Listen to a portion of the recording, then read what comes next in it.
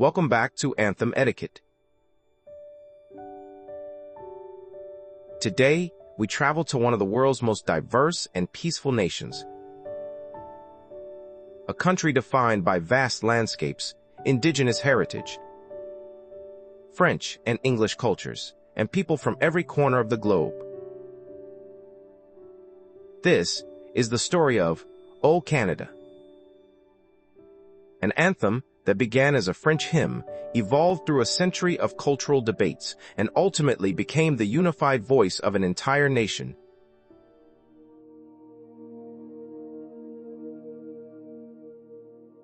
The journey of O Canada begins not in Ottawa, but in Quebec City in the year 1880. Canada was still young, its identity was uncertain, its future still taking shape.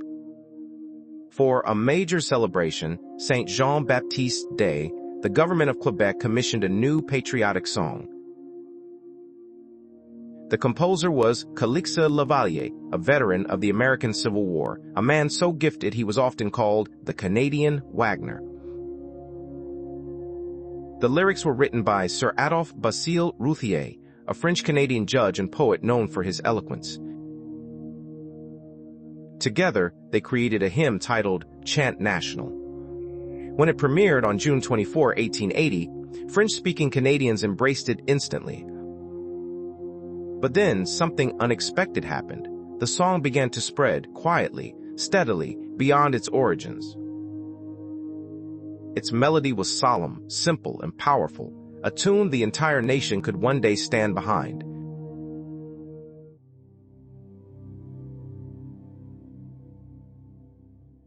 In the English-speaking parts of Canada, things were very different. People still sang God Save the King, the Anthem of Britain, and The Maple Leaf Forever, a patriotic English-Canadian hymn. But as the nation grew, so did the desire for a voice of its own. Multiple English translations of O Canada appeared, but none captured the spirit of the country until 1908. That year, a Montreal lawyer and poet, Robert Stanley Weir, wrote a new set of English lyrics.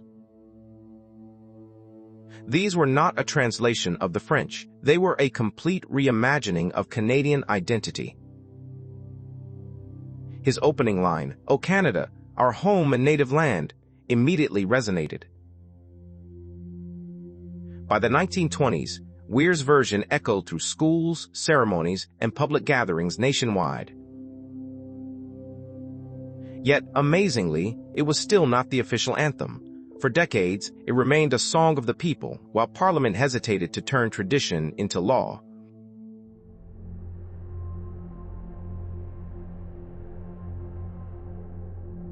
By the late 20th century, Canada was transforming. It was embracing a bilingual identity, celebrating multiculturalism, and moving towards symbols that belong to everyone. After years of parliamentary studies and public debate, a decision was finally made. On July 1, 1980, exactly 100 years after its creation, O Canada became the official national anthem. Both the French and English versions were recognized,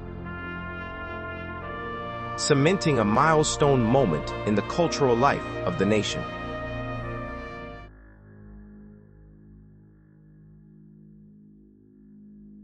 But the story did not end in 1980. One English line continued to spark debate, "In all thy sons' command." Many believed it didn't reflect modern Canadian values or the full diversity of the people who stood beneath the maple leaf. After decades of discussion, the Canadian Parliament voted to update the lyrics in 2018. The new line became, "And all of us command." Two words changed, and with them, the anthem embraced tens of millions more Canadians. Today, the anthem continues to evolve. In the spirit of truth and reconciliation, it is increasingly performed in Indigenous languages such as Inuktitut, Cree, and Ojibwe, honoring the original custodians of the land.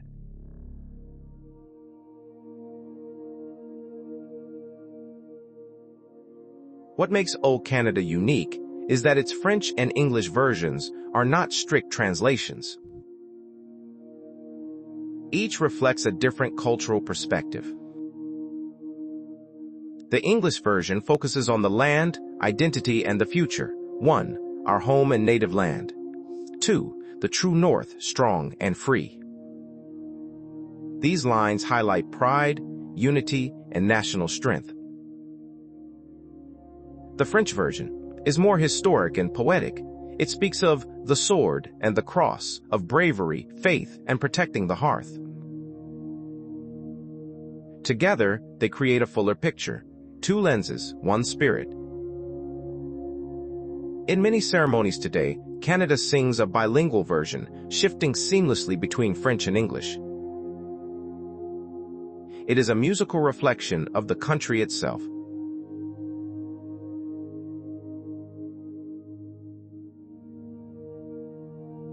Musically, O Canada is written in G major, a bright and uplifting key.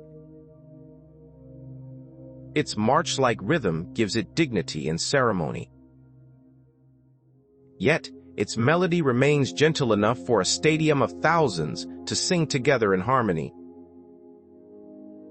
Some music scholars note a resemblance to Mozart's March of the Priests.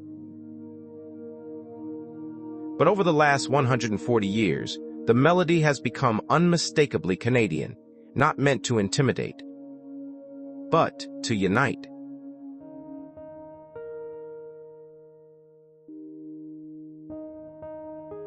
In Canada, anthem etiquette is built on respect, not rigid rules. 1. Stand at attention. 2. Remove hats unless worn for cultural or religious reasons. 3. Face the flag if one is present. And feel free to sing along, in English, French, or an Indigenous language. At sports events, a uniquely Canadian tradition has emerged. As the final notes ring out, crowds often cheer loudly, a modern expression of pride in the true North. From a French hymn born in 1880 to a bilingual national symbol in 1980, to an inclusive and evolving anthem today, O Canada is more than a song. It is a reflection of the nation itself, its history, its cultures, and its ongoing journey toward unity. Thank you for watching Anthem Etiquette. If you enjoyed this journey through the true North, don't forget to like and subscribe. Join us next time as we uncover the story behind another anthem of the world.